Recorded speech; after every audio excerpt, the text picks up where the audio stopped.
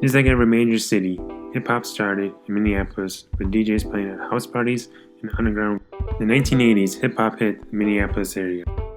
In the 1980s, DJ Travis Lee started his first radio hip-hop morning show on KMOJ 89.9, where Freddie Fresh used to do live mixes every morning. The first hip-hop group that came out of Minneapolis was hiphopmn, led by hip-hop artist Kelly Crockett.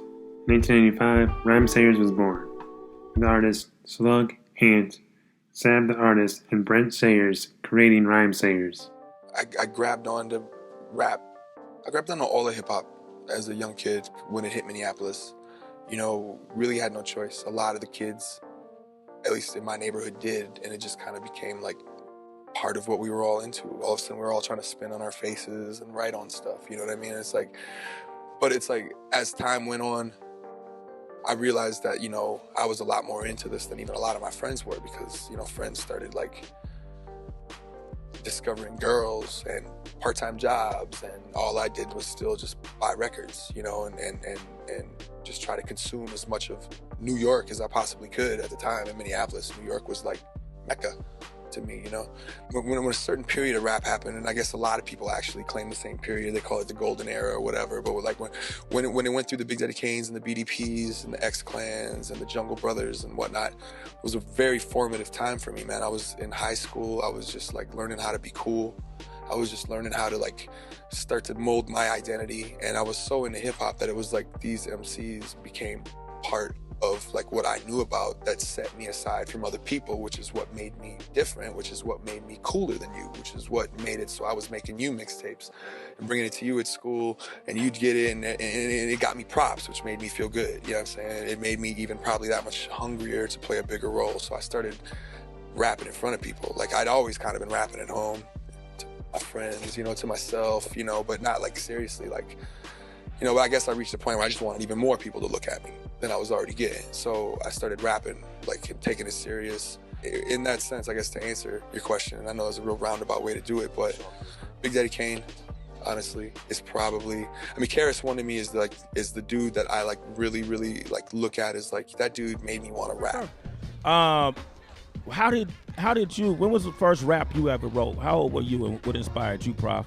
I was running down the street and with a friend, and we freestyled, and I rhymed my first freestyle that I hadn't thought out of my head, and it worked perfectly, and I was like, it was magic. It was magic to me. So then that was it. That was it? Hip-hop artists POS and Cecil Hodder started the record label Doomtree. It's like, why isn't this on the radio? This is rap music, and it was just always classified as like a weirder or more out there. And I think part of the reason why that happened is because we literally all learned how to make songs with each other.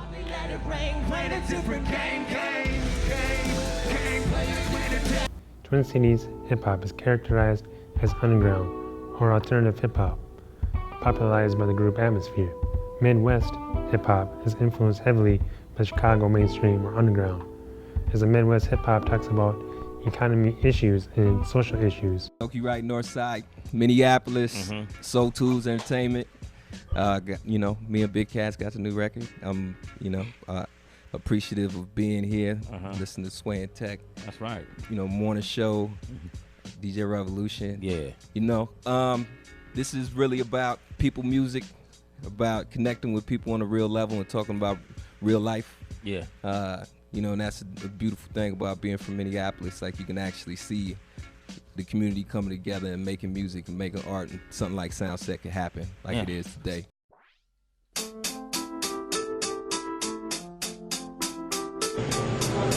I don't know where we're going. It's a ride, man. Like our band, like we do live band hip hop.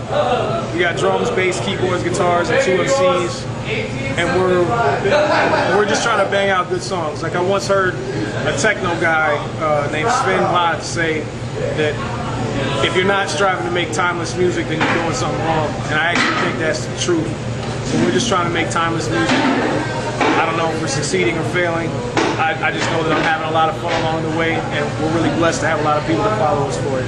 How do you feel about your fans? I love our fans, man. Like, how can you hate energy? Like, people give us so much to vibe off of. People give us so much to think about. We get a lot of appreciation, and we get a lot of honest talk. Like, some people don't like everything we do, but it's all valuable. You know, I love our fans for being honest and for being positive. Close, you got too comfortable. You know who hits the most? Without a doubt, in any city, anywhere, we rip it live. See if you can. I think maybe I'm supposed to say something about the Minneapolis hip-hop scene. What I would like to say about the Minneapolis hip-hop scene is that there are a lot of talented rappers and MCs, producers, DJs on the scene doing their thing. What I would challenge everybody else who is not an MC, producer, or DJ to do is support some of the local talent. Just because the music and the artists aren't right in front of your face at every given moment of time, that doesn't mean there isn't quality out there. So if we don't have the money to get ourselves out there to you, then maybe sometimes you can just do a little bit of research and look for us. I've had some people say, Carnage, I've heard about you for a long time and I love your music, but you're so hard to find.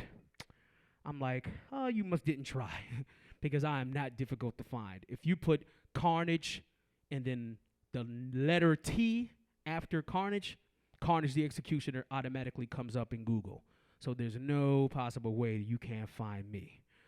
Like I said, I've been part of the scene for over 20 years, and I'm not hard to find. I'm probably in one of your best friends' CD collection from a long time ago when they bought one of my older albums. But they also need to buy my new stuff, too, because it's better than the old stuff.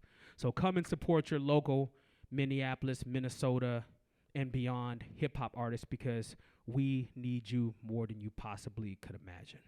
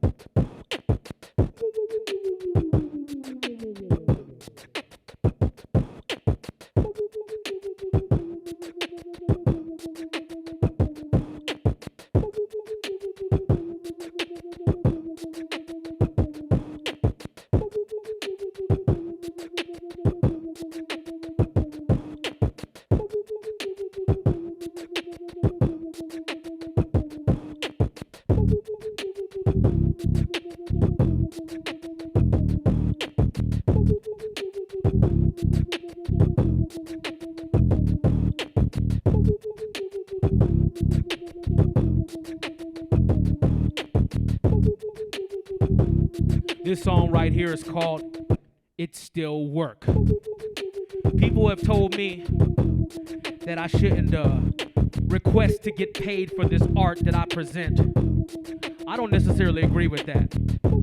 I believe that this is a service industry job like any other service that anybody pays for. And why can't we be compensated for this? I'm gonna let this beat ride for a second so you can feel it.